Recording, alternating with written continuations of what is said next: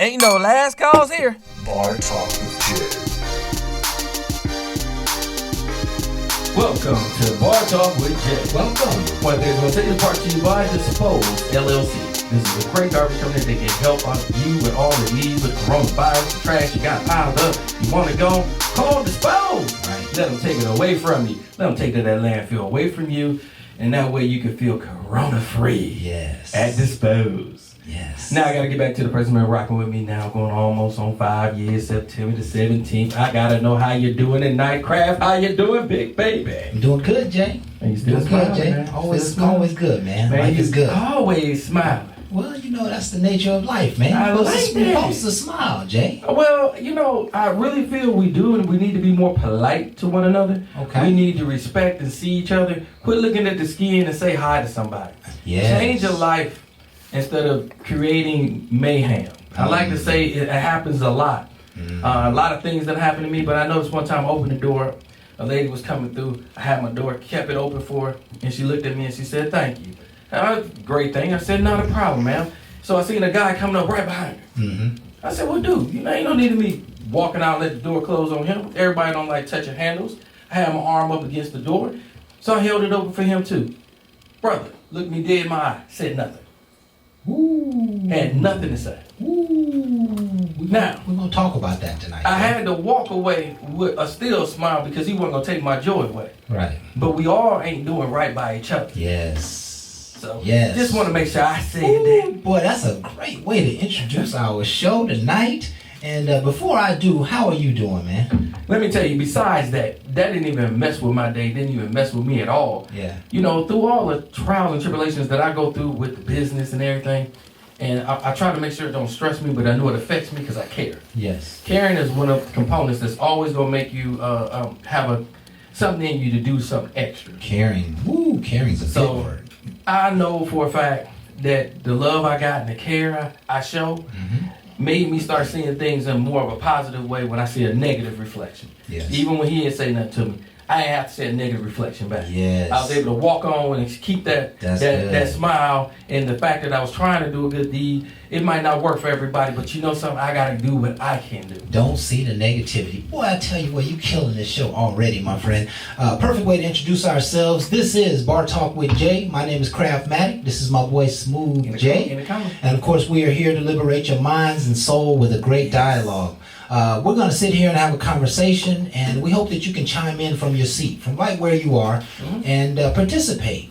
Decide what you would do, how you would handle it, how you see the situation. How does our stories and experiences affect you? And so, you know, this is good ground to develop yourself when we start talking about some of these great subjects that we're talking about tonight. And of course, you know, we're just truly grateful for you being here.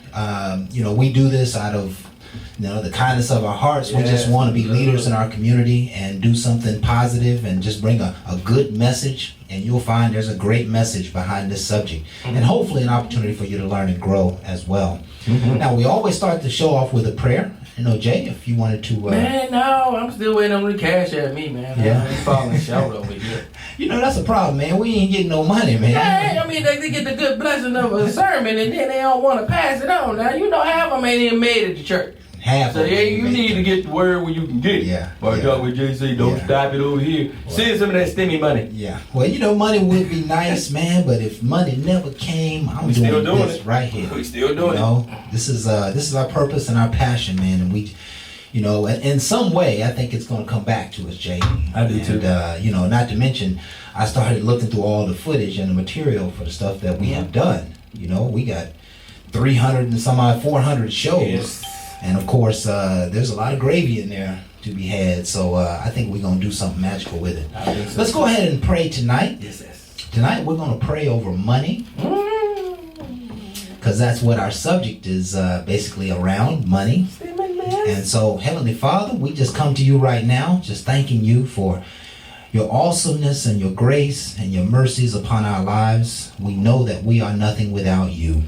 We ask, Heavenly Father, that you would inspire us tonight in the area of money. We're asking, Father, that you would increase us, lift us up, allow us to be bigger than our needs. Allow us to experience the extras in life, Heavenly Father, the surpluses and the spare change and the excess and the leftovers, Heavenly Father. Fill our money affairs and situations and circumstances with beauty and plenty and riches and abundance. Allow us to live, Father, in luxury and prosperity and wealth. We're asking, Heavenly Father, that you would just grow us in a very special way tonight to understand this idea of money. Allow us to manifest it in a greater and more powerful way in tonight's discussion. Be here during this show. Just bless us and bless this word. In Jesus' name we pray. Amen. Ooh, amen. Yeah. Amen. Looking at my cash app now, that was worth it. That was worth it. Boy, listen, it's coming. Yeah. Right? You got to call a thing, right? And if you need money, you got to say money cometh here. Yes. I claim you. I claim money. I claim my next 100,000, and it is mine and making its way to me. You know, that's the spirit you have to have about anything in life. You know, if you're looking for love, that love is mine. I claim love. It is now making itself available and revealing itself to me. Love now is mine. And you got to claim life, you know. And I was attempting to do that, claiming riches and claiming abundance and prosperity, you know. You know, what you see in your mind's eye will appear. Yes, because I was going to claim some kids. What? Get some stimulus. My bad. That's good. That's good, boy. That's real good. Okay. You know they need a pappy. Yeah. I'm the pappy that did. What? I'm the pappy. All right, moving on to reflection of last week's show. How do you protect yourself in life, sex, and relationships? What'd you get out of that, Jake? Man, I got a lot, and I'm glad it just didn't go one way. You know, it wasn't just over just the protection of wearing a condom, even though, you know, we talked about the ones that carry them but don't really use them. We're trying to be more mindful to make us get in a better habit of making sure we just do it all the time. Right. And that takes constant practice. And again, it's one of the things that I love, the fact that we also talked about it, like when you're walking with somebody, you make sure you're on the outside of the street to protect. You know, I dated some people, I wanted them on the outside because, you know, we knew they wasn't going nowhere. So, hey, you know, somebody came down and, you know, hey, why you had me out there? Because, you know, at this point, we really wasn't together. Protection wasn't an option. But anyway, when we joked about it, when we had fun about it, it was one of the things that we always want to keep in front of us, you know, let alone carry. Yes. Make sure you got your carrying permit. But also make sure you go to the gun range. Yes. Don't just get a carrying permit, go out and buy a gun and then don't know how to use it. Make sure you understand the safety features that the gun has, and then all the safety things you need to do to protect your own, to keep one of your kids from just grabbing and causing that kind of conflict on the family. So I liked it all the way around because I like to say protection is a mindful, good thing to have in your brain at all times. Yes. Consciousness. Yes. There's a couple of things that I'd like to share. That protection is really about being proactive and intentional. Oh yeah. Right? Protection means that I'm ready for what might happen. I'm ready for what might take place. Right? Now, the question also suggests that there is an enemy. The question suggests that there is always something that I need to protect myself from. And it's unfortunate in life that we have to understand that, but that is the real truth. Sure. We have to always keep your head on a swivel. You've got to always be mindful of the situations you're in. You've got to always be mindful of the people who are influencing. You've got to always be mindful if your company is going the right direction. If you're, you know, you have to stay centered in truth. And if something is not working out, then you have to make sure that you're able to get out of that situation. And so, yes, there is an enemy, and I would say to some degree it's just a part of life. That, you know, particularly in the area of sex, you got to be mindful of what you're doing nowadays. You can't just be running around having rampant sex with everybody you know and everybody you meet. And if you do, you will soon become a casualty. Ooh. It's just the way life works. And I think that is a part of God's rule, because what he wants you to do is to be mindful of what you do. And when you're out of hand, then you end up in the trash. Right? Yeah, out of pocket, out of hand. Yeah, you end up in the trash. You know, the weeds, you know, I always say that when God grows a garden, that at the end, when it's time to harvest, he takes the fruit and everything else he piles up and burns. So if you're not producing fruit, then you are probably going to be in the pile that's burning. Perhaps literally. Yeah, that sounds like hell to me. Right? Same thing. Yeah. And, you think about it in your relationships, you got to protect yourself. Those people who have gained a little life, maybe they've established some investments and some homes and, put kids through college. They got things that they could lose. And there are people who just might not mean you no good. And you have to be mindful of the people who are in your company. In terms of life, yes, carrying weapons, is a very important part of protecting yourself in today's world. And, I used to believe that, I only needed the Lord.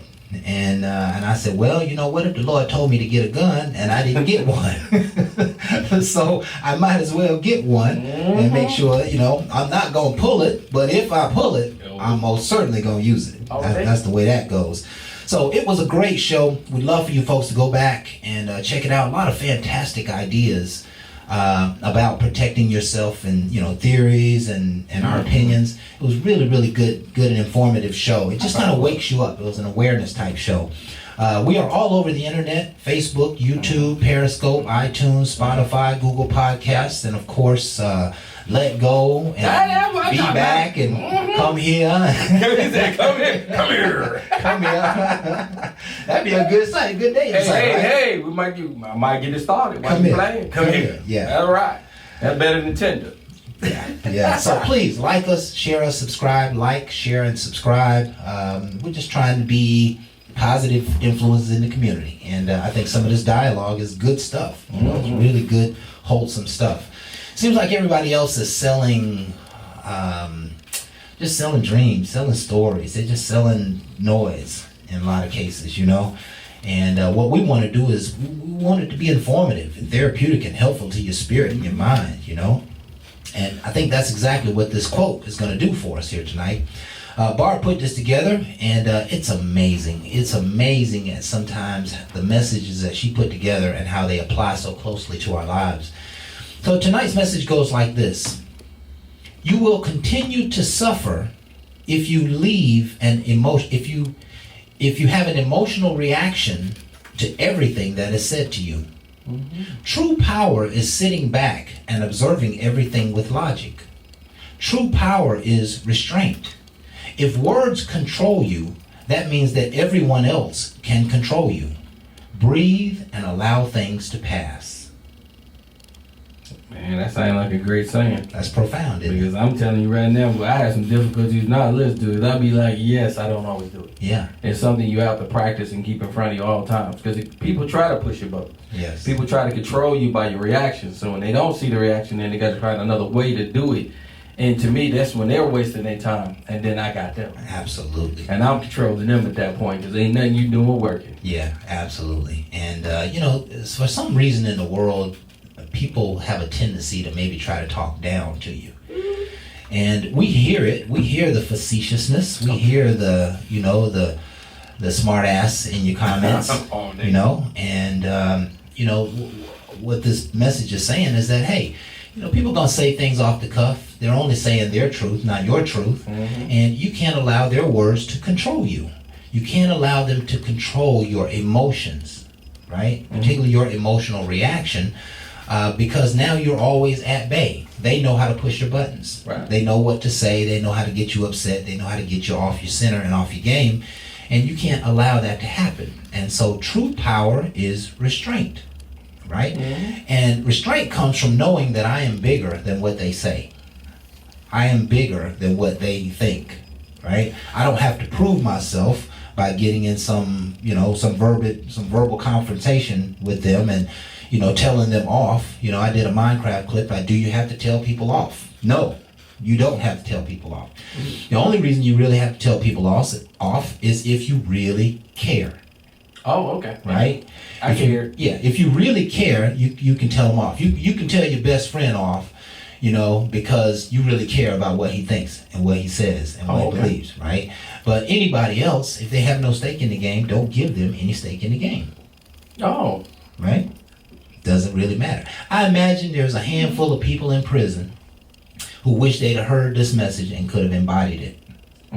Because they ended up allowing somebody to push their buttons. They got into an emotional confrontation and ultimately got into a fight and, end up killing somebody who was in prison now. So just practice self-restraint, right? Have peace in your heart about anything that comes at you. You are not attached to it. You are not the things that people say. And so let's go ahead and let me give you the subject for tonight and go ahead and get to our first break. Goes like this. If you got your stimulus check, should you share it with your significant others?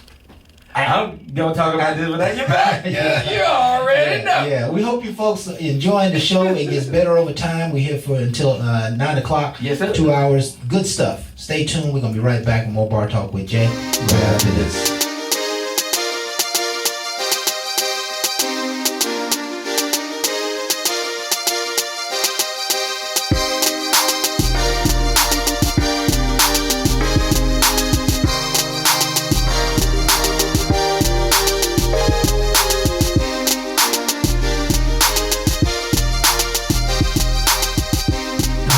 Welcome back with Bar Talk with Jay. Welcome back.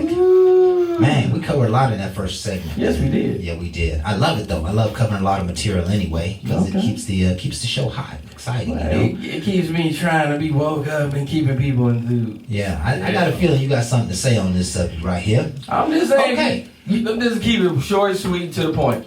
I done took my jury off. I'm gonna be waiting at Walmart. Y'all just want to be spending that. Because, I got about 2 weeks that I can go ahead and kick it with y'all real quick, and then I'm going to let you go. All right. Short term. So tonight's subject, right, it goes like this. If you got your stimulus check, should you share it with your significant other? Yes. Yes, you should. Okay. Outstanding Quit answer, being Jay. selfish. It's money. Spread it. Give it away. Share it. Yes, give it away. I'll be at Walmart starting tomorrow to help out the ones that, you got 7, 8 kids. I did the math. You got 10, you got 14,000. We can do some things. Ooh. And I want to make sure I'm there for you. You counting people's money, Jay? Somebody got to do it. If they didn't know, I understand. Yeah, you can count people's kids and know how much money. Yeah, so since you got that, we can do some things. Yeah. And we can do some positive things because, again, I want to make sure that money lasts. Share. Just stand in the store spending it ain't going to cut it. Listen, the share that you talk about is them sharing with you. Changing hands. Okay. Be my friend. Okay. But listen, they need that money for the kids, man. They do. You going to go and spend up the woman's money and she need to take care of home? I mean, she was taking care of home before she got that money. Yeah, she was. So since good old Joe gonna hook everybody up, I mean, since Joe did it that way, I have to do it another way. Okay. Joe didn't do it to us. He did it to the women that got multiple kids. They're getting 14. Yeah, damn sure didn't do it to me. Right. So I'm not getting it. So my whole thing is is to get the economy back going. So I feel like they need somebody that can help them with this investment. Okay. And I'm willing to be at the Walmart to meet them. Okay. Now let's turn that around. Okay. Back on you, right? Okay, so let's say you got your stimulus check. Should they come running right now? Should they come for the nice, dinners and barbecues? I mean, should they come for you to be taking them out? And they should be calling you right now. I mean, crap. I don't get no stimmy. But if you got one, would you share it? Like, if I got a stimulus check, like I would try to help and do a little bit more. Unfortunately, I'm not in that bracket to get it, so I don't get it. I owe them. They get checks from me, so it's a different lifestyle. But my whole thing is the ones that get it, I'm not hating on. Yeah. But saying I've never really got one. I'm the kind of person that I'm more trying to. I was giving before all this, but now that you got it, hey, I'm finding more ways to reach you to see if you want to invest in other ways for longevity. Okay, when that's gone, if you invest the right way, it'll still contribute back. Yeah. Mm-hmm. Yeah. So I'm gonna be at Walmart seeing if you really care. I think I hear a give and take in your voice. Well, life is give and take. So I'm looking for a compromise. You've been giving. I've been giving all my life. You've been giving. Man, I can open up my Cash App. I'll show you. Yeah, I have too. I wish a person would say I didn't, and no stimmy came this way. Yeah. But yet, the amount of money you getting, I've been past that a long time ago. Yeah, of course. And that's just this year. Yeah. So, the paying out and the doing for others, I've always been doing. Now some people have got blessed. You had 10 And kids, they should you be got coming 14,000. They need, people do need to be blessed. Didn't know why they did it this way. Now that they did it this way, it is great to be in a position that, hey, you got it, I have no control over that. But seeing that I've been a pillar in the community. A pillar. Just want to make sure I'm still here for you. And I can do some things, and we can make some things grow. Now, you might not know about money marketing or anything like that, and I can see what I can do to help you out. But so let's just say that you've been helping them. Yeah, I've been helping. You've been supporting them. Been supporting. Taking them out, Yeah, hanging out with them, feeding them, all kind of stuff, Cracker right? Barrel. Well, what if you don't hear from them since they got their stimulus check? But that's exactly what happens. Oh, when they ain't have it, they was calling. Then I got that stimmy, I ain't seen nobody call, text, nothing. Right. But then you see them on Facebook, they nails, hair, lace back, the new boots. Yeah. Looking fly. How do you feel about that, Jay? I mean, does that feel like does that feel like okay? I feel like they ain't sharing. I share. We was sharing before this, but now, son, you got yours. I don't exist until it's gone. It sounds like to me you really selfish. Why would you be selfish just because you came up now? You don't just want to turn your back on somebody that was there before. So that lets you know about a person. That lets you know about a person. When they use you and you take them out and you feed them and you treat them fairly good. I always feel like you always treat people how you want to be treated. Right. You go out with them, you feed them, and again, I feel like, man, responsibility. I'm dating you. I want to go out. I want to feed. Want to get to know you. Yes, I'm taking the bill. Now, I do this a couple of times, and all of a sudden now, you need to come with a friend, or somebody want to meet us. Okay, cool. Yeah, but all of a sudden now I'm paying the bill for everybody. You start feeling used in situations, and you should never want that feeling. That's a very negative feeling. Because I promise you, after that dinner, we're gonna have a conversation. And if the conversation don't work out well, I will probably walk away because I'm not going to be used like that. You're not going to just take advantage of me when I have a caring sense. I don't mind doing things. I don't mind sitting down with you and yours. But don't just use me for it. Right. That's not fair. It's not fair to anyone. Right. Now, of course, if I'm asking, and that's one of the things I do, I'll ask. Like, you got a daughter, you got a child. We need to sit down like a family because I think we all need to eat together because we might have a lot on our mind. Right. I'm never against that. That is a good thing. That's a caring thing. But we all know what I'm talking about. When you going out and all of a sudden she need to bring a girlfriend. I believe the first time you go on a date, that's okay. Because that's safety. Yeah. And I believe our women need to be safe. Okay. So you want to bring your girlfriend, I understand that. Yeah. But we dated, we went out before, and now all of a sudden you want to bring somebody? I'm like, if you feel like that, we don't need to go out. But now you bring them, well, she ain't bring no money. You could have said something to me way before now. Oh, she just happened to mention we went to the bathroom. It's like a setup.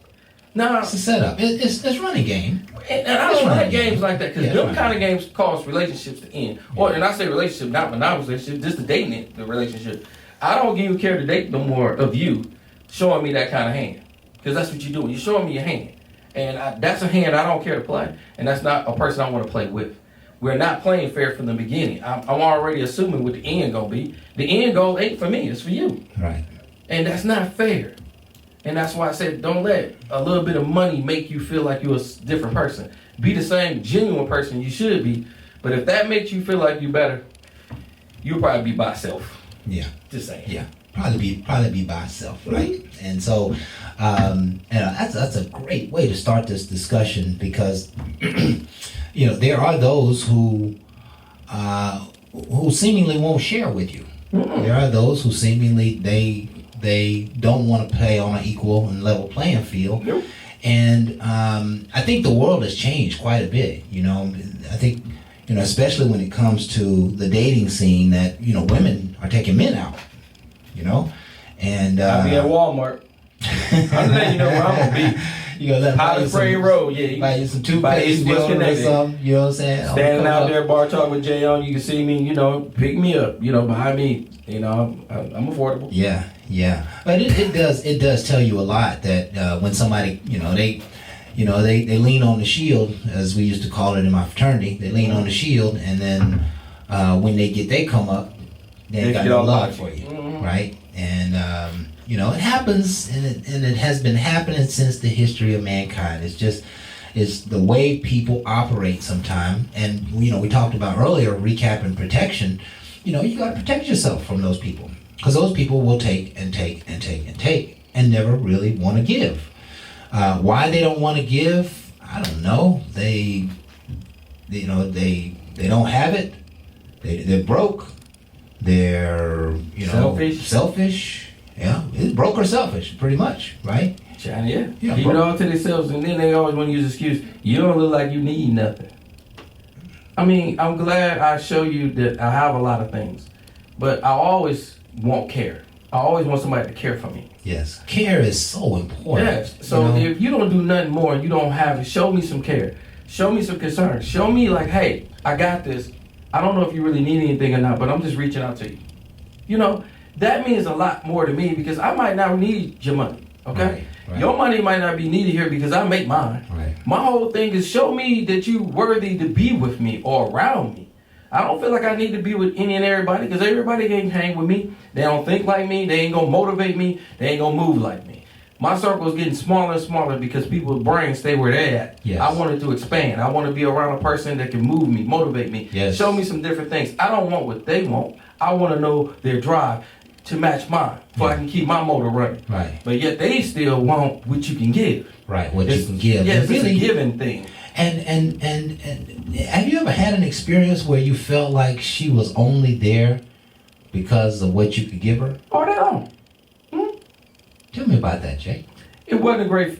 Yeah, it was. It was a good feeling at first. At first, it's a good feeling at first. Because one, for a person to show you that they really need you, they want you, and they taking something from you, and again, it's just money at this point. Money don't have the meaning to me like it does other people. Yeah, so me either. They like, oh my gosh, I can't believe you. You so different and you so giving. And just listen to the words and be like, yes, I'm giving. But again, don't understand, none of this is being given to me. Yeah. I got to earn everything. Yeah, this ain't no weakness. This is coming from hard work. So right. as I work, I don't mind giving to the people that's around me, because I believe that's some things that need to be done. Yeah. So I also think that was a handicap of mine, because when you start doing it, they just take advantage of it. And it seemed like they was around and they was always asking and always wanting. And of course, the relationship is going to go more stale because I'm looking for more than that. And you can't really give me that because that's all you know. That's all you used to. So I'm trying to expose you to something different. Right. Take you to different places to see if I can spark you to see things different and you still act the same. I'm not changing anything. I'm just being bait. I'm baited in by her, and she ain't doing anything for me. So it won't take long for me to recognize, and then for you to recognize that seemed to be her. And then we her just thing. start, the number one thing to make them walk away, we start talking about goals. We're going to start talking about our future goals, what we're going to do, how we're going to do it together, and what all we're going to combine to make this successful. When you start having a conversation with a goal-digging person like that, I promise you, they ain't going to last long, because they ain't have no goal setting. They ain't have nothing but what you going to give them, and that's about as far as it's really going to go. So guess what? Conversation ends up short. I get less phone calls. I don't have to ghost you. I mean, if I do, I will. But most of the time they ghost themselves, because it's like they catch on. They catch on. Because they ain't trying to contribute. They ain't trying to do anything. Then they always got problems. That's another thing about it. They always call you with a problem. I couldn't pay this. I couldn't pay that. What was you doing before you met me? Right. And who was you calling before you met me? Thank you. Right. Because it seems like now that everything go wrong, the only person I keep hearing is me. Yeah. It's not my fault. Well, my baby daddy didn't pay me the money he said he was going to pay me, and now I can't pay this. And it's always coming at different angles, but it's always like, can you be Captain Save a person? Yeah. And my whole thing is, I'm saving you from what? It sounds like you just got bad financing going on. So I'm saving you from going deeper in your pocket or making you sacrifice. Right. Which makes you change. Sacrifice makes you change. Not me giving you change. Right. I give you that money, you out of trouble. Right. You ain't gonna change nothing. But if you suffer through and you might have pawned something, you gonna remember that pawn. You gonna want to get it out. You gonna have to make some changes to get it back. At that point, you know I'm not gonna do this again. Right. But as long as you can go beg for it and get it, you might as well go on out there on 285. Enjoying the rest of them. 285. Because they have people ain't stopping on 285. Yeah. You don't need to be out there. Yeah. Stop that. Yeah. There's some people out there that really have to be out there, and there's a lot of users out there just to make a come up. Watch this. You notice, and this is an interesting part of the discussion, you notice how it seems that the people who are borrowing money never want to reach back to all the people they've known for all the years. They want to reach you. Yeah, they just met you, a few months ago, whatever. And they ask you for money rather than asking their own brother, own sister, own cousin, own family, own friend. Why is that, Jay? What is that all about, man? They don't. You know what the real answer is? The new person don't know. Right? They're not knowing of all that badness. Right. So They it's probably easy to conflict you and throw it on you because you show it a care. I got a caring spirit. Yeah. So you meet me, you'll be like, oh, he gonna care enough that he gonna probably want to take care of this. Yeah. Because I done screwed over everybody else. My daddy turned on me. My mama said, don't you ever bring them kids back over here again. Yeah. So Jay he just seemed like he a carer. I'm just gonna try him real quick. Hey Jay, you think you can help me? My car broke down. And Jay quick to be like, what's wrong with it? I don't know. Okay, now you asking for something, you have no clue. Yeah. Now I don't know nothing about cars. You asking for something, but you ain't really asking. Right. Yeah. So I'm like, well, That's what is playing. it gonna cost? I'm not for sure. Last time about $200 something. So $200, I mean, that's not a whole lot nowadays, depending on a car repair. But I'm just kind of curious, what happened last time? Because I'm trying to see if you just baiting me, you playing me. Oh, I'm not for sure. It's somewhere. It's written down. So it's almost like it's always something, but it ain't leading you to a factual thing. Right. Most people should have a receipt. Most people tell you if it's a phone bill, they know exactly what their phone bill is. They can show you on their phone. They memorize certain things. So you know what you're more dealing with. But when it's just like, well, I'm not for sure, but I know I need, it's more of a want. It's past a need. Because if it was a need, you would know the direct numbers, you would have the facts, and you would bring all that to me. You'd be like, yo, this is what it is. Yeah. And that ain't what I get. There you go, man. Good stuff, Jay. You crushed that segment. We're going to be right back with more Bar Talk with Jay right after this.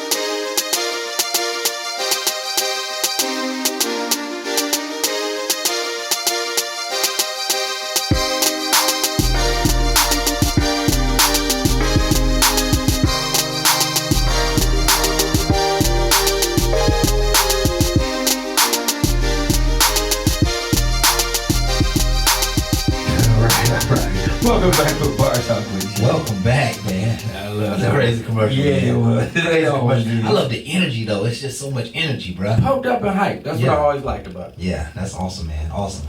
That was a pretty good segment, man. I'm feeling where we were going with that. That's strong. That's real strong.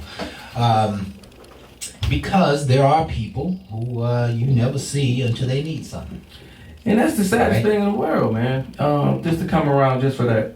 And no one wants that. It's one of the No things one wants that. I used to tell my girls, because my girls is up in Akron, Ohio. And back when they was younger, because I won't say nothing now, because they holding their own. Yeah. Hardly ever call me, but it's only because they doing all the right things. Yeah. But they used to call me, they're young, Daddy, I need this, or Daddy, I need that. And I love when my girls call me, and if they need something, I'm going to be there for them. Yeah. If they call me now. Right. But it's like, sweetie, sometimes it'd be nice if you call me without needing something. Right. I want to know, Daddy, but this is what I really need, and you hear it. And then, of course, we answer whatever way we got to. Most of the time, they get what they want. Most of the time they get what they That's want. the girls. Yeah. You know how the girls get.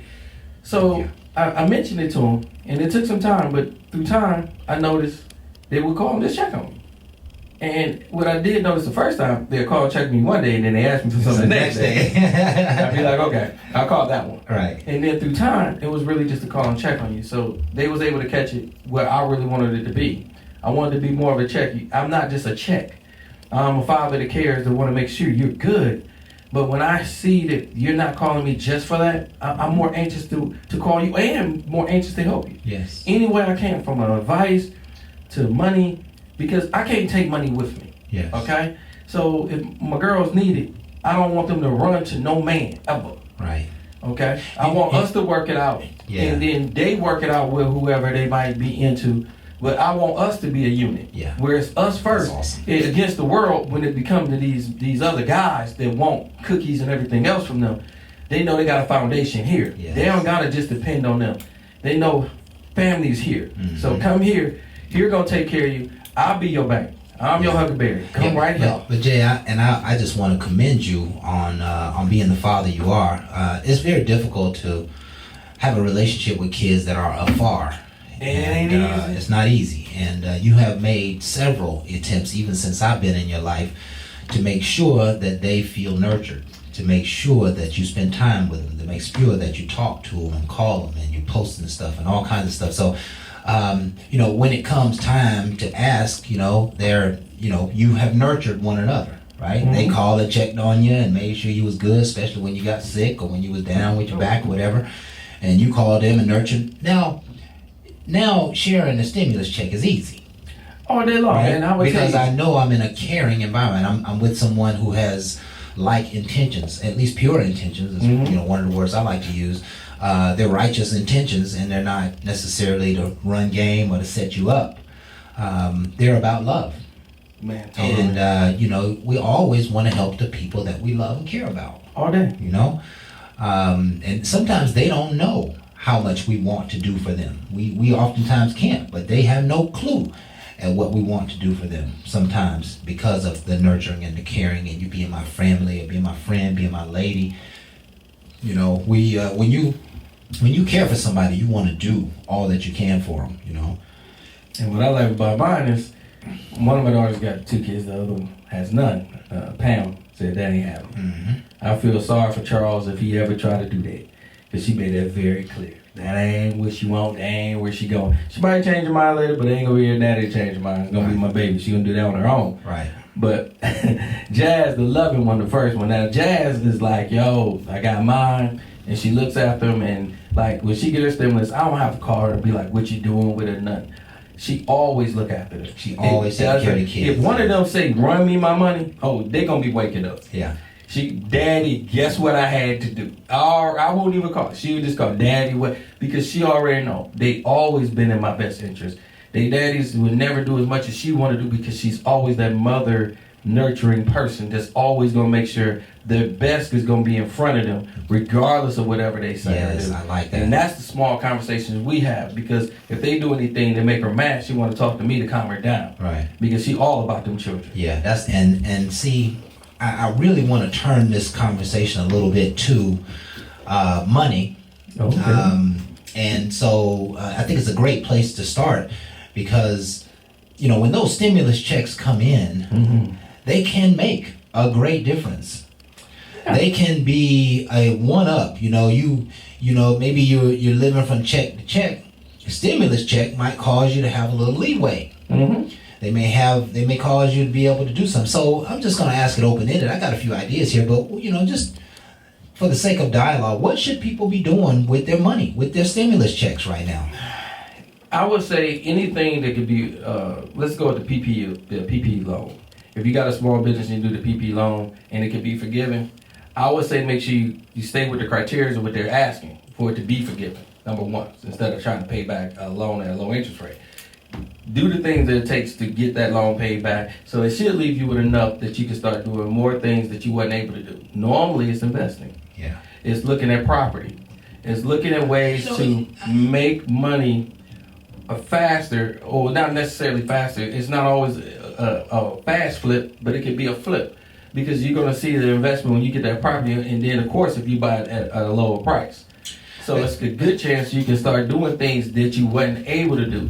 That's if you got the money enough to be able to do it. Yeah, and I'm believing a stimulus check is a 2-week paycheck, or I'm not for sure how that stimmy goes though. What are they talking about? I think it's for the kids. Yeah, you figure $1,400, that's $700 a week. That's not a lot of money. I'm not gonna lie to you. I don't even know if it's per week, per one time. I don't know, but that's why I said the the paycheck protection loan. Yeah. Because that one can get you a little bit more. Then you can do a little bit more, and you can strategize it a little bit better. I don't know about the 1,400. I don't want to speak on how often it comes to. We're not for sure, but let's just say it's just one time. It's a one-time hit, and the you point won't is, be able to go through all the stuff I just said. And that's the point. That it's only a certain amount of money. It's a small money. It's cool. 2 weeks, maybe a month's worth of money. Probably not a month. Probably 2 weeks worth of money ahead of the curve. I like to get simple and down to the basics with when I have extra income, is that I want to fill up my cabinets. Oh, right. Whatever, it would be groceries. I'm gonna gas up the cars. Mm-hmm. I might, maybe get my carpet cleaned. Maybe there's some small loans that you need to pay back. Some people who hooked you up. You might take couple $100 and take your cousin out who showed you a good time last month when you had nothing. It's about being proactive and intentional. I always like to take unexpected cash flow and put it in a cushion fund. Okay. Right? I love cushion. Money cushion is the best thing ever because it takes the pressure off of life. Mm-hmm. Right? And so I take that money, I put it away somewhere that it'll take me 2 or 3 days to get it. And then I know that it's just sitting there. Say I got a couple $1,000, it's just sitting there. Mm-hmm. And sometimes I'll go months and not even remember that it's there. But when it's time to fill the gaps of reality, the gaps of right now, I got a cushion. A nice cushion. I got a nice cushion. I didn't take my check and go out and blow it on right now things. Because right now things is not going to produce any less stress for you. Mm-hmm. Because you get your nails and hair done, it might make you feel better, but the reality is that $200-300 might have covered a light bill in 6 months when you get in trouble, right? So it's just important that the message here is to be mindful of what you're doing when you get unexpected cash. I give it to you, but because of TV and what's going on today, you kind of brainwashed to buy things that you weren't able to. And yes, that's what gets you out there to give your money right back to the economy to get this thing back pumping, but it doesn't always help you in the long run. So I definitely feel you, but you keyed up on one that I promise you everybody should do. If you loan money from family members and friends and you got a stimulus and you don't think about doing them first, you are very selfish. You are wrong. Because there is no way in hell you should be running out there talking about, well, the kids come first. You borrowed that money to probably keep the lights on and whatever for them kids. And now all of a sudden you get a blessing and you just bless them and you won't bless the people that put it in front of you. And the first thing you say, they don't need it. They've been getting paid. They've been getting paid the whole time. I'm the one short. But they the ones looked after you. You ain't paying interest on what they gave you.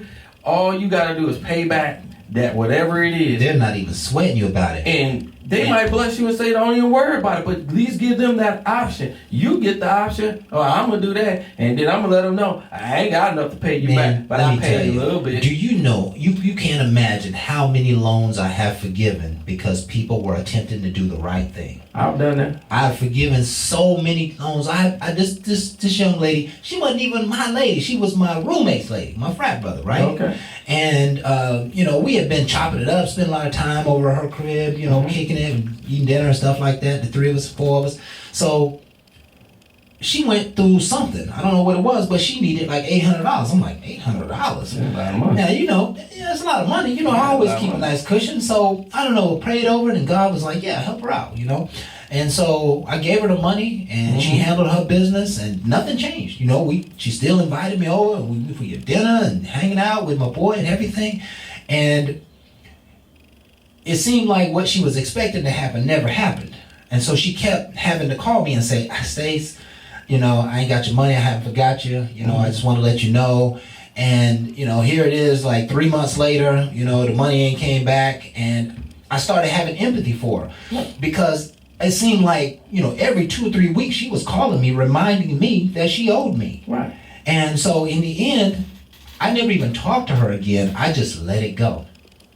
Right? I just let it go. Because she wasn't my lady. She was my boy's lady, and they broke up or whatever. But she still called me even after they broke up.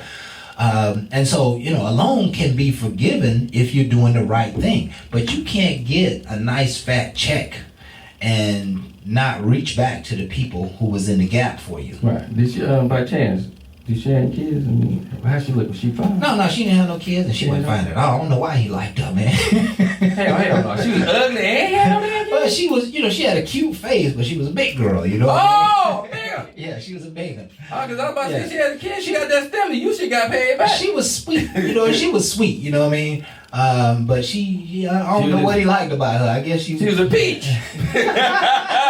Yeah, that Georgia peach. Oh, them old Georgia peach. Yeah, that was them big Georgia peach right there. But the message here is do the right thing when you get money, right? When you get money and you owe somebody, pay them back. Pay them back. Okay, that's no reason. That's so imperative to having good quality relationships. Yes. I'll promise you that if you borrow $100 from somebody and you get a stimulus check or whatever, and you go and pay that $100 back to them, you can borrow it again as soon as you need it. Depending on how long it took you to pay me. Well, yeah, you can't. Yeah, you can't just borrow $100, taking 2 years to pay me back. There's a statute of limitation. With no interest, no nothing. And you got your money, be like, here you go, finally. Right. Listen, I've been there. I borrowed money before, but I always paid back. Even if it left me short on the other end. I try to all the time. You know? And then how about paying back with the same energy you borrowed? Right. You begged me, you really needed it. And then I get people come back. Well, here's that money I borrowed from me. What attitude? How you gonna have attitude with me and I lent you the money? It right, took that's you forever crazy. to pay me back. And just so by chance, I heard you came up a little bit. Be like, girl, bro, I heard you doing good, man. You got me? Oh yeah, I figured you would call me. Yeah. I would. I mean, but you came up though, right? Yeah. Oh yeah. So I bet you want your money. I wanted it when you borrowed it because I knew you probably wasn't going to give it back. Yeah. But I said, I'm going to take a chance on you. Then you did what I thought you would do. So I left you alone. I didn't call you, bother you. But every so often I'll remind you because you out there doing things. I see you and it don't look like you ever going to remember me. So I will throw it in your ear. Be like, yo, just kind of remember, when everything settles, I was here for you. Yeah. I know. And then you don't? Yeah. I had a scenario, a buddy of mine, a close buddy, you know what I'm saying? I just had no doubt that he was going to do the right thing, right? Because he always have. We've been trading, favors for years, and so he borrowed $1,500 from me. Piece of cake, man. As soon as he asked for it, I cashed out, no problem. Then all of a sudden, a few weeks later, he got a fat check. The car business would make great money, right? Got a $12,000-$15,000 check 1 month, right? And I said, okay, I know you got this check. He gonna call me and hook me up. You want money back? I didn't hear from him. So after a couple months, I really said a couple months. I said, hey man, you can give my money back. He said, oh man, you should have called me and let me know. I'm like, nah, bro. They don't work like that. Yeah, I was trying not to sweat you, but you didn't do the right thing, so now I gotta ask. So, horrible thing, but pay your people back. It's time for us to take our next break. I want to spend the remainder of the show talking about money from a different perspective. What are you doing in your money life? That's what we want to talk about when we get back. Okay. Y'all stay tuned. We'll be right back. More Bar Talk with Jay. Right after this.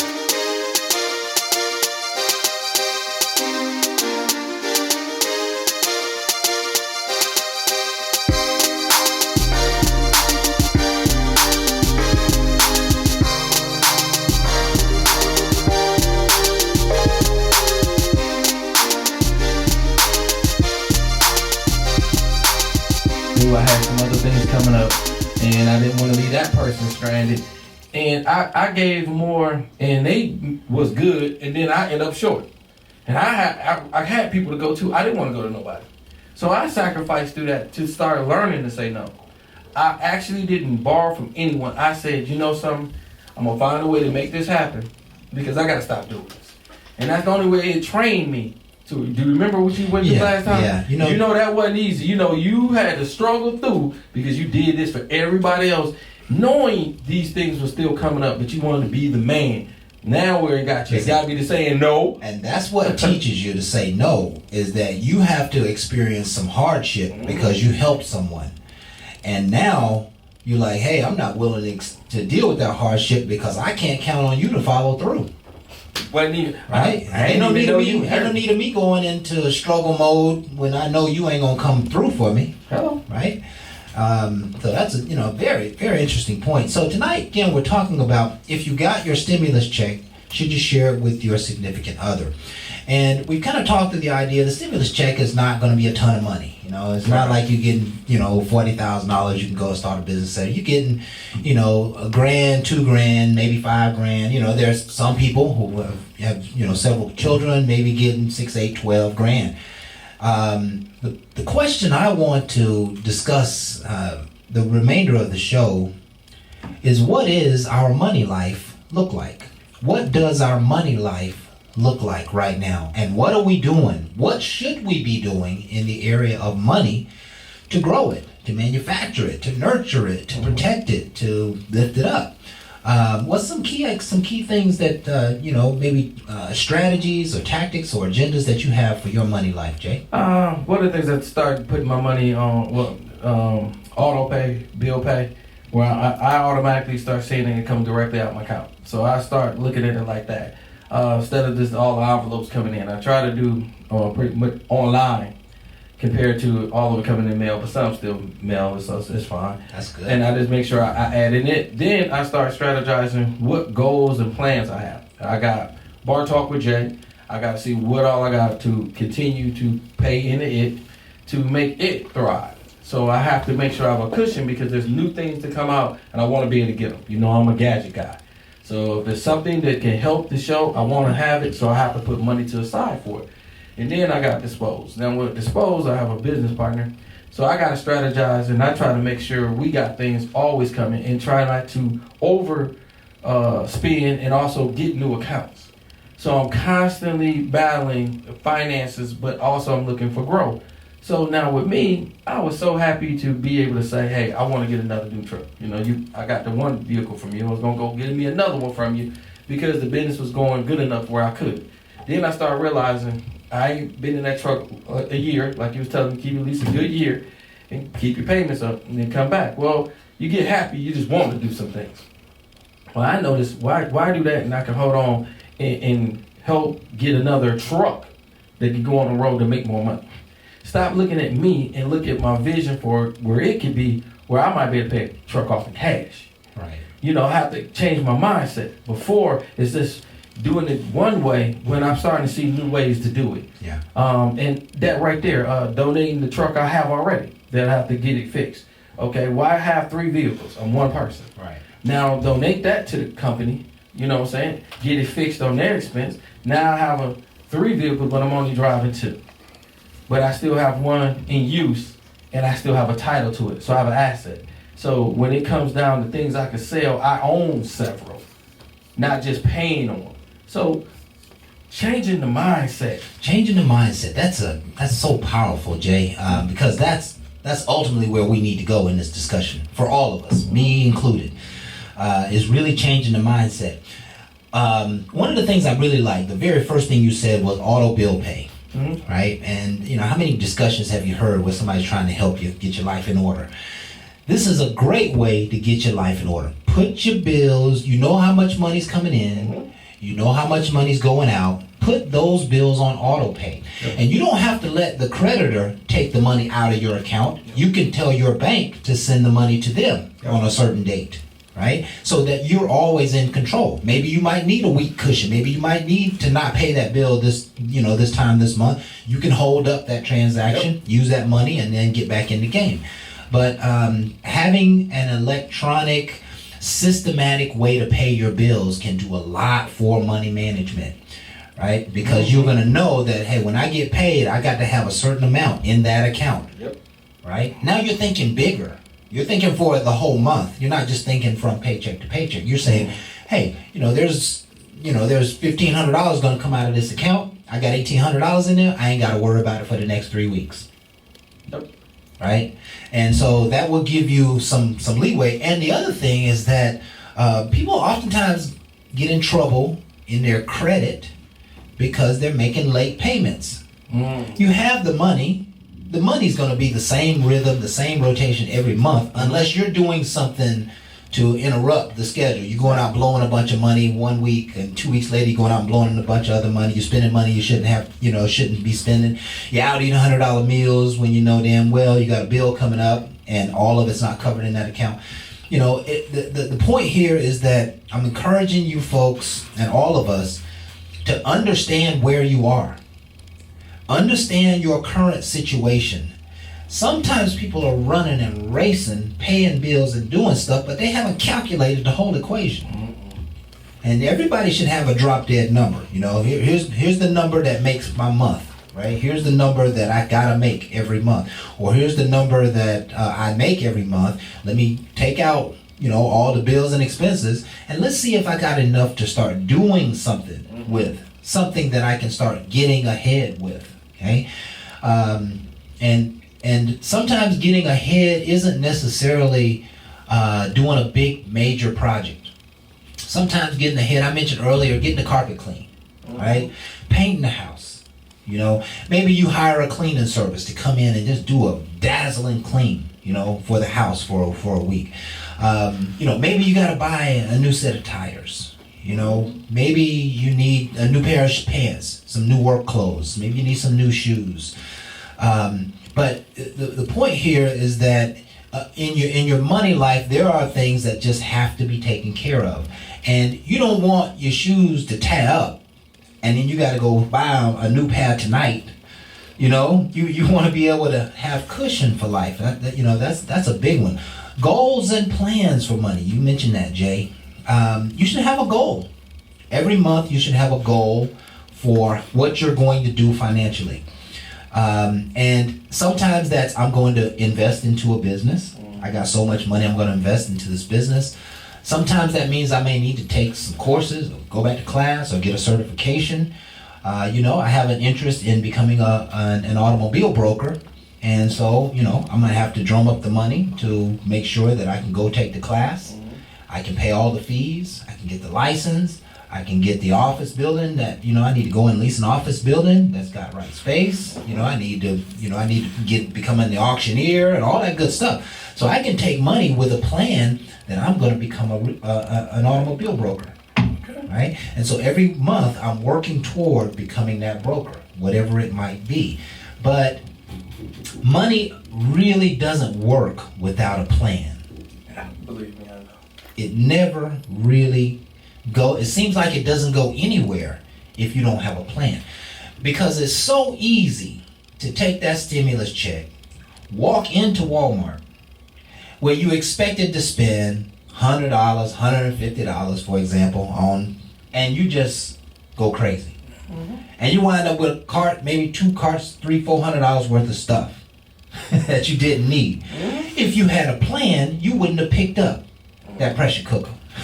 You'd have cooked it like you always cook. If you had a plan, you wouldn't have wanted to buy that $80 rug, that you just saw was so nice and captured your attention and stole your emotions. A plan will help you manage the money, and it'll help you get things done. It'll help you achieve life, right? Sometimes I love the ideas that, when I get a little money, I'm going to do something for myself. Right? And maybe you get a nice lump sum of money and you want to plan your trip. That's okay. Plan it, right? Set money aside. Make sure you find a trip that meets the budget. There's a lot of things that you can do. It's about achieving in your life. I'm of the notion that if you're not planning to be prosperous and rich, you'll never get there. And prosperity and wealth doesn't come all the time in the big things. Oftentimes, it comes in the small things. It comes in getting your life situated well enough so that you can go and focus on the wealth building program. Getting your life structured so that you have the time and capacity to go and make a meaningful difference in your finance, right? We know the story of many of nurses, for example, who need to get some special certification.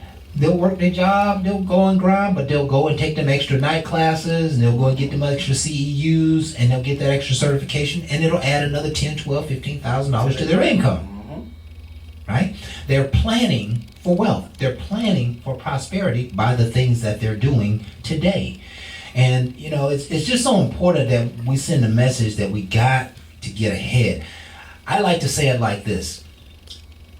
You should count your money based upon how much life you can live without any more income. How far are you ahead of life? Are you only a couple of months or a couple of weeks ahead of life? Or are you a year or 5 years or 20 years ahead of life?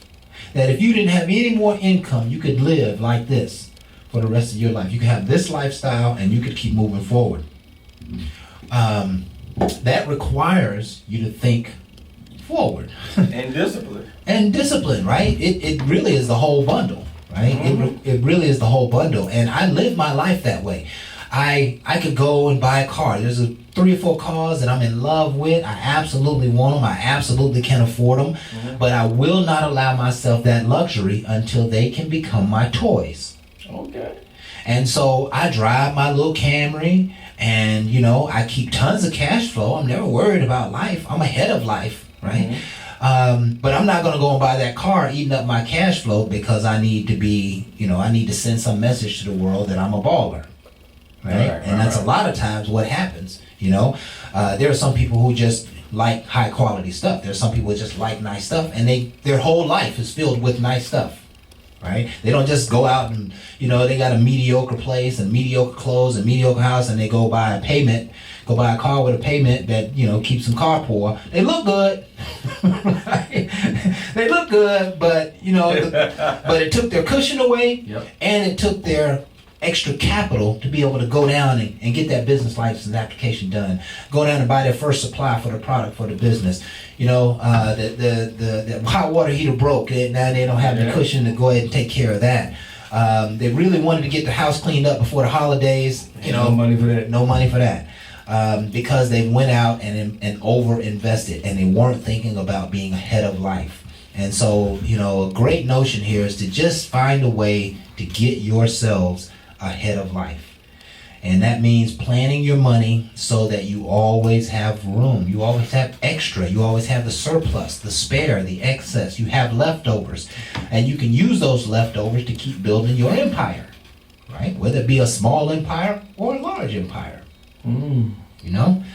I don't want to belabor the point. We hadn't... I think you did a great job. Because one of the things I was going to tell you that made me think on the lower end, because I was giving you more on the higher end of how you can invest some things. But some people are looking to get some certifications to make more money. So if you know some of the certifications, you got to pay for them. Now, it might be feasible that you get enough money from the stimulus that you can pay that. And then you're paying fourth because now it's going to get you more residual money in your pay. And you didn't have that. Right. So you was trying to struggle to get it. Now some, okay, well I can just take the stimulus and we can buy this and we can buy that. But is that going to gain you wealth?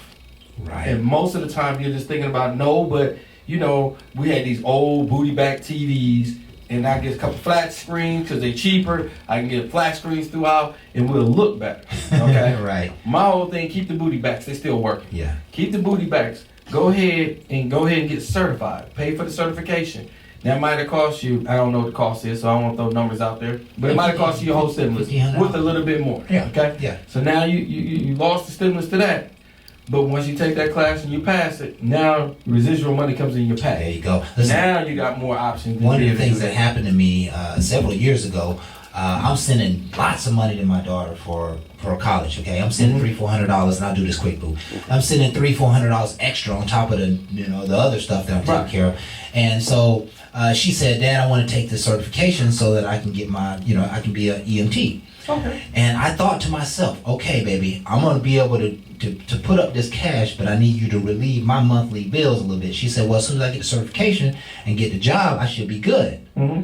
That's exactly how it worked. Okay. And she came out making great money on a part-time basis, right? So she didn't have to go work at the movie theater and at the convenience store and all these nonsense places, you know? So another investment. There we go. So we got to take another break. We're going to be right back with more Bar Talk with Jay. Right after this.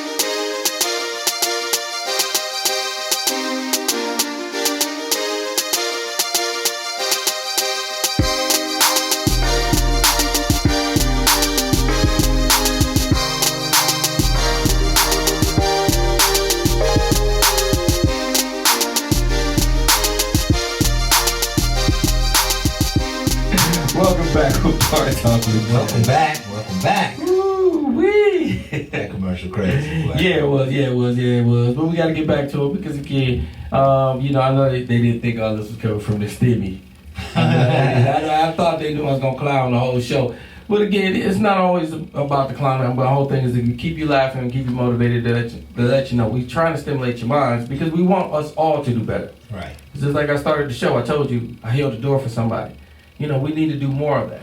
Even when a person walk in and they don't even want to speak to you, just look at you dead in your eye and don't say nothing to you. Doesn't mean you have to start off you with a negative you when they showing you them. I don't know what they went through. He might have had a bad day. He might have thought something crazy. Who cares? I held the door because I wanted to make sure I appreciated the woman that was coming through. And then when a guy came, it's like, yo, I can show the same appreciation as I'm already going to continue on my way. And you just want to act a negative way. But it wasn't a negative to me.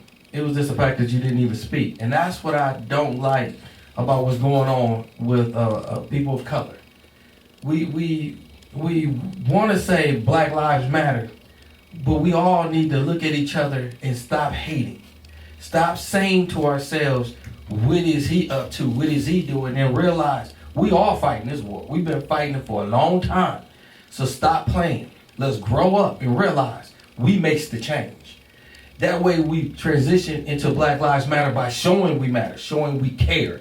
I care for all, okay? But I definitely care for the ones that struggle with me, and that's all people of my color. I understand the struggle. It is not going to stop. We still fight in the business world, day in and day out. Ain't no stimmy came our way, okay? I got to fight every day to get ahead, to make mine. So there is no other way but to work it out. And why am I mad at the next man? Why am I jealous of somebody that made more success than me? They made their decisions. I have to make better. Quit worrying about them and understand you. Your formula is failing. W was at 409. That's 408 failures before 409 was created. So we going to make some mistakes where it's not going to work out for you. Your formula ain't going to be perfect. But you don't stop. And frowning and being mad at somebody else ain't the problem. It's you. A lot of haters in the world. Stop the hating. Yeah. And it starts with you. We can't just talk about others. Yeah. Like I held the door. It starts with a kind act. But why? Because no one does it for me. Listen, after 21, and you looking for somebody to do something for you, you the problem. If your daddy wasn't there in your life and you still want to blame your daddy, go get therapy and get that out. Right. If your mama wasn't there, go get therapy because after 21, don't nobody owe you jack crap. And then you're going to start making better decisions. You shouldn't be dependent on anyone. It is you. It's called leaving the nest. Fly. No, I want to be sheltered and I want to fly behind somebody. Stop that. It is time for you to grow the hell up and realize it ain't about a stimmy, it's about you. Make the best out of what comes along. I play cards. I play spades. I understand when I play on the computer with spades, it's kind of difficult. You kind of play kind of raunchy. But when I play with somebody, I learn. When I don't have anything and they saying they got 7 or 8, at that point, I know I have to do what I have to do to get us what we need. Okay? That's what life is about. Yes. Partnership yourself with family. Make your family deal with people that can grow you. And then you can bounce off each other ideas and everything to grow you. Play together. You'll be successful together. I want to be around people that's rich with me. Right. I don't want to be rich and then worried about the poor. Because if you're with me, you're down with me, we're going to be rich together. We're going to bounce ideas. We're going to make money. And you ain't got to come borrow nothing from me. You gonna come back and tell me I made this much money. What we need to invest in, what we need to do. You know, I had a friend sitting in the studio, send me Robinhood. You can start small and you can still grow big, but start somewhere. Quit being absent-minded of money and acting like it's gonna come with this one dream. It comes through work, diligence, and a plan. Yes. And a lot of times, well, the plan didn't work. Tweak it. And work it again. All day long. But you know, Jay, there's so many people who don't have a plan. At all. They just go to work. They just, we just get up and we go to work, and we're gonna work for 30 years, and somehow the company have this program that if you work for them long enough, they match your little money, and you get to save money out of your account. You get health savings accounts, HSAs, and but they really ain't got no plan. They just kind of existing and not really thinking about money. And money is a little scary, right? Because you can't live life without it, right? Mm-hmm. So there are a lot of people who have fear about money, and there are a lot of people who just don't know how money works. There are a lot of you listening to this show, you just really never really had a good mentor or somebody to teach you how money works. And if you had more knowledge, you would manage your life a little differently. You would manage your business and your affairs a little differently. I'm saying all of this to get to the point here that it may be time to ask for some money help. I agree. Right? If you only have $100 a month extra that you can invest into something, or you could do something with, make sure that it's working for you. Make sure that you are investing it smart. And so you may need to ask somebody for some help. If you're a young person and a young person is supposed to have a lot of insurance. Right? Old people don't need insurance. They usually got cash flow, they got 401ks, they got savings, they got investments, they got real estate. They can go sell the house and go move an apartment and have $100,000 to get their business done. So for younger folks, it's important that you get some understanding of how this money works. And having life insurance is a big part of it. Oh, yes. Having health insurance is a big part of it. But if you don't know the answers, I'm just encouraging you to go and get some questions asked. Ask some questions. Ask your father and mother. Ask the neighbor, who you respect, how he's built his little empire next door. Ask a good friend of yours. Maybe ask your boss. Hey, I'm really interested in, how to set up my life financially so that I can, be prosperous and that I can have a timeline to retire. I'll be able to retire and still live a pretty decent life. We got to start asking those questions. We have to start thinking in that way, because otherwise we got too many people who are getting to that retirement point and they ain't got enough money to live. Now that's and they're working in their 70s and 80s, because they didn't properly plan. And I agree with you. And again, when we got in the workforce, and you think of many years ago, I'm not that young, you just knew to work, and then back then they had pensions. Okay? So you could work 20, 30 years and you can retire and your pension took you on out. Would take you the rest of your life. They changed it up. So the pension went to a 401k. So now it's back to what you say. Now you got to be more knowledgeable. Right. And I would tell you, if your job is offering it, yes, you need to get in there, especially if they're matching. Right. Go all the way up to what they match. Go all the way up. Go max in, whatever they match. And if they want to get a look, that's up to you. But again, that's a great way to contribute to your future and not pay a lot of taxes on some money that you can retire off of. And then want to see where it's being invested, because you can move some things. And I'm not saying cash out, but move things around that can give you better growth. You got long-term, short-term, you got heavy growth, you got high risk. It's up to you. I can't tell you exactly what you need to do on that end, but these things can get you residual more money than when you go to retire, you have it. And listen, what I want everybody to hear in this conversation is that money has a process. And you are 20 years old, 30 years old, 40 years old right now. If you expect to live till 50, 60, 70 years old, you need to have a plan for your money. And there are certain ways that you can grow your money, right? But none of that's going to happen if you stuck on today. If you're only paying attention to what's happening right now, you're only paying attention to that next check, you're not going to make it to retirement. And if you do make it to retirement, it's going to be such a small number, you're going to have to work. And so, I'm of the notion, and really what I want to get to here, I'm of the notion that everybody should be focused on wealth building. I agree. Everybody should be focused on how do I get the next 20 years of my life financed? How can I finance the next 20 years of my life, right? How can I make sure I got $20, $30, $40,000 in an account to take care of my children's education? Because I done lived my life. I'm 40 years old, I'm 50 years old. I need to make sure that they can get a jump start, that they can come into the workforce educated and poised to be able to do big things in their life. What I don't want them to do is to go to college and come out with $40, $50, $100,000 of debt and spend the next 20 years trying to pay off this debt. Now that's going to affect the grandkids. That's going to affect the kind of house they live in. That's potentially could put them into poverty if inflation continues up, right? I agree. So it's about thinking ahead. I just can't say any more about that. Aside from asking for help, what would you ask for help about? You might ask for help on how to manage credit cards. Oh yeah. What do credit cards mean to one's life, right? They mean a lot. Most people aren't aware of this, but everybody lives on credit. Yes, sir. Most people don't own their cars, and most people haven't finished paying the 30-year note on their house. That means if something happened, they can come take it. That's right. I mean, you don't own it. You don't own it. You think you own it, but you don't own it. You're paying on it. Yeah, so credit is an extremely important part of life. We all live on credit. I was sharing with Jay's son a little while ago how it's so important to use other people's minds and other people's money in the effort of creating wealth, right? That if you want to start a business, get it financed. Right. If you want to buy a car, get it financed. If you want to buy a house, get it financed. You don't have to have the cash. What you have to have is good credit. You have to have a good reputation for managing money and paying people back.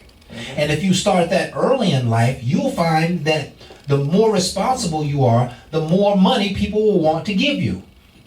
If you get a good credit card and you treat it right for a certain period of time, you're going to get all kinds of credit card offers. They're going to be coming from everywhere.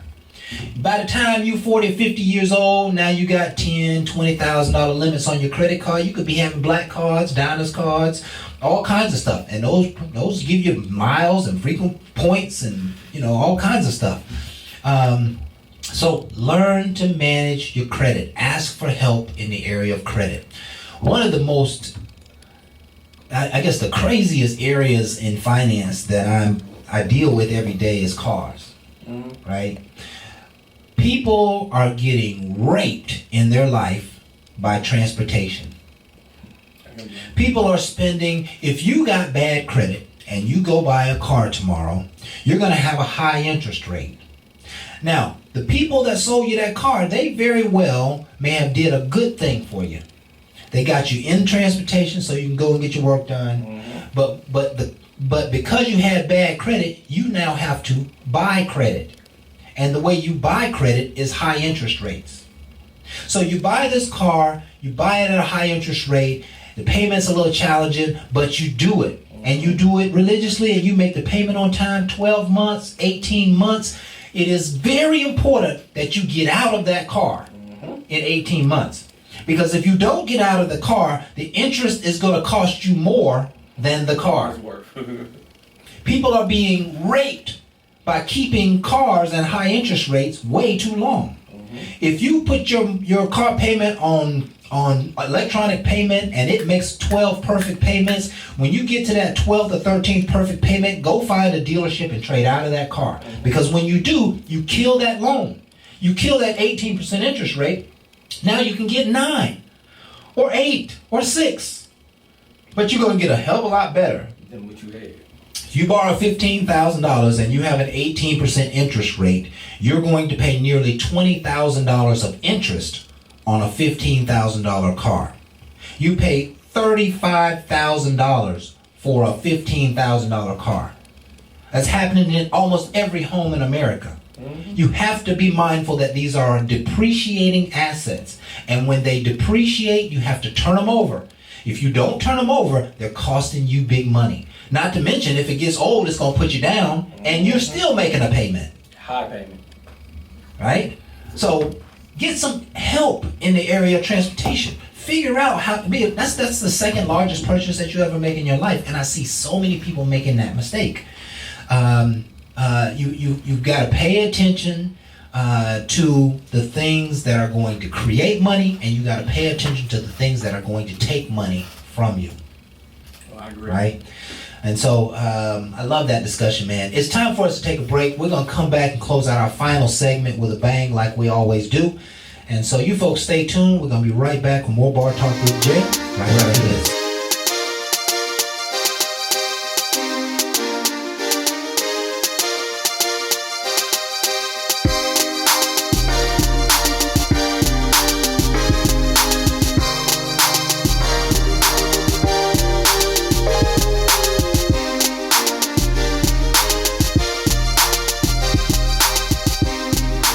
Good stuff. And I'm hoping that it's helping somebody just open their mind a little bit.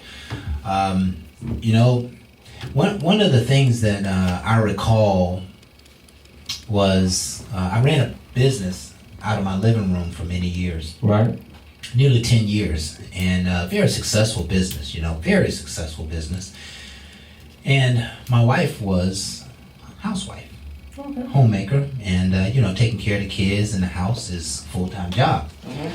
But at a certain point, you get the systems and the processes down so easy that you have plenty of time. All right. And I was always hoping that my spouse, my significant other, would start working on something that might just help the whole family elevate. It's in my mind, she had lots of capacity to go and do anything she wanted. Whatever, start a business, find a way to help elevate this family. And what I realized was that just wasn't her interest in elevating our family, right? And maybe she just didn't have the vision to see that. Maybe she was kind of against me or something, but having a significant other in your life who is not helping contribute to the overall good health, money health of the family is a very challenging situation to be in. Oh, yes. And it seems like one person is always trying to do the right thing, and the other person is seemed to be tearing it down. And at a certain point, even in a relationship, a marriage, you may have to take some measures to protect the household income, to protect the household investments.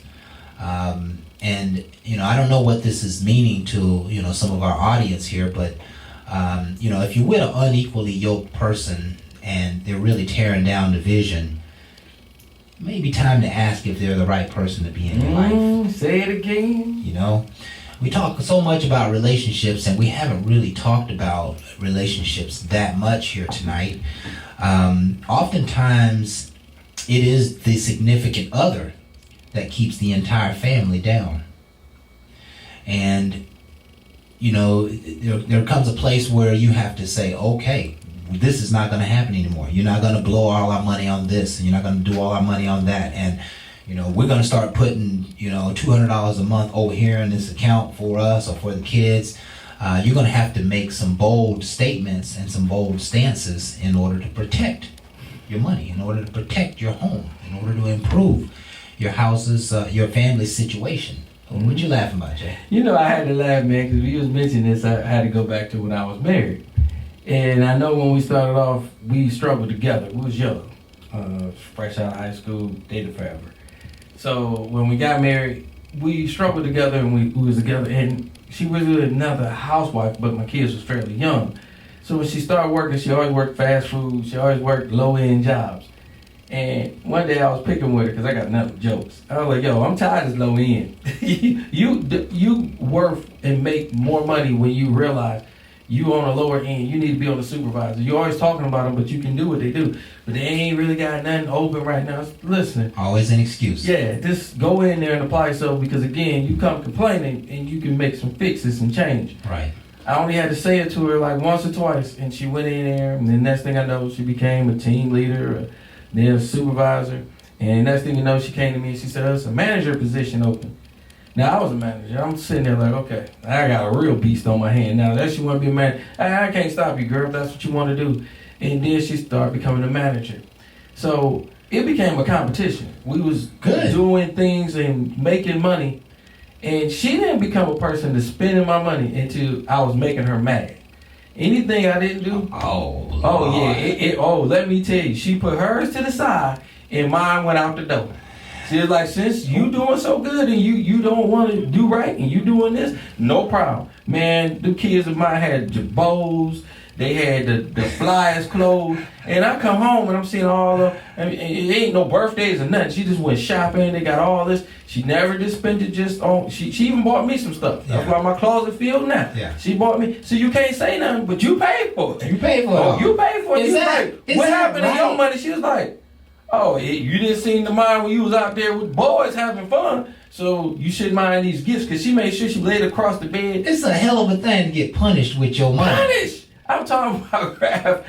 When I tell you she sucker punched me, oh, she got me good. I just heard a story like that. And I was sitting there like, and the whole thing was to get me to see what I was doing, and that's why she did it. But we was already a powerhouse. So everybody's not out to hurt you. Because she struggled with me, she was always real with me, she never wasted money. She cut coupons. She did whatever she had to do to make sure we were straight. And that's what I really adored about her. Right. But when I started ignoring her, acting like I'm all the way over here, my ego got big, and acting like I forgot about her, she reminded myself about her because that was never her. So she started spending the You money. ain't lying. And she knew that was going to get my attention because I wasn't frugal. Yeah, but I'm like, baby, don't spend the money. Don't go spend up all the money. Her whole thing was, I wasn't spending it all because I got mine. Because you got me into this role. So I put my money to the side. And then when your extra came in, guess where it went? Kids, we're going shopping. Kids, we're going on vacation. That's crazy, And man. I'm sitting there like, girl, we going broke.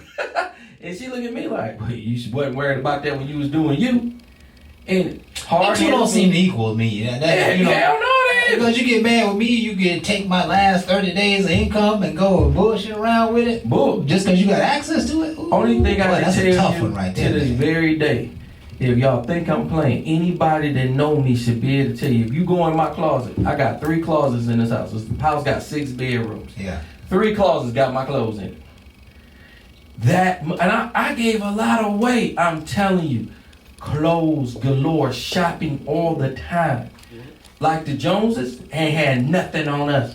New stuff. I had tags on things that I've never worn. She had shoes and everything. So when we divorced and she moved out, I'm moving her stuff out. I'm telling you, I'm getting mad. I'm seeing tags on everything. Things she ain't never wore. Never wore. She just had it because she could. You know what I'm saying? I don't even know if it fit no more. You bought this so long ago, they didn't matter. She didn't care. She just bought it. She wanted it. Me, I had a lot of stuff. So when she go, I can't throw it away. I got tags on. I can still wear it. Still look good. Suits, nice name suits. So it's like, wow. But it lets me know where I came from, and it also let me know where I want more in my life. The caring first side, the second side was to teach me, but the first side I adore. Because if you can make money flow and make it expand, you can make it grow. And as a team, that's when you become a powerhouse. A team, yes. You putting your money together, we was able to start businesses. And that's another thing we was able to do. We started a lot of businesses before we went completely out. Man, and that's where the powerhouse comes from, and it stops some of the struggle.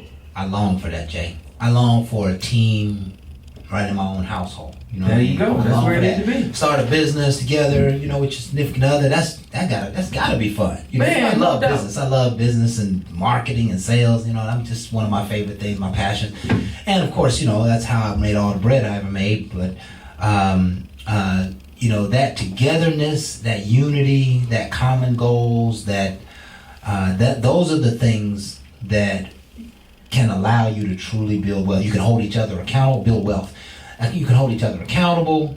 You can have some fun together. You can go to conferences together. You can, you know, that can do a lot to not only strengthen the relationship, But when two are united, you know what I'm saying? There is He in the midst of that. And, Come on, man. Blessings come and blessings come and blessings come, and we've seen a lot of power couples in our time.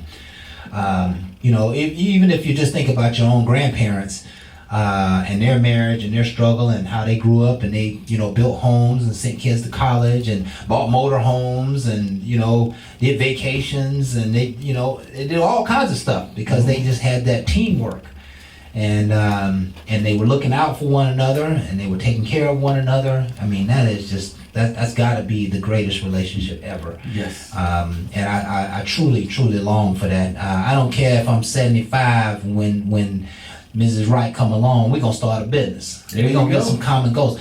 Believe it or not, common goals is the pivot point to a successful relationship or not. Right? That you have to be unified in one way or another, even if it's just taking care of your house and having dinners together, and where you're gonna travel to for vacations, and what you're gonna do for the kids this year for the holidays, and those joint ventures makes life really special. They make life really worth living. So we have covered like a ton of information here tonight. Any highlights for you, Jay? Yes, and I'm gonna throw a challenge out there real quick. I want y'all to go get your 401ks, and I want y'all to look at them. I want to see exactly where y'all are right now. Now, figure out your age, and then figure if you're gonna retire in 20 years, whatever that might be. Okay, that's your determination when you want to retire. Multiply where you at, and if it does not multiply up to $1 million, you need some more planning.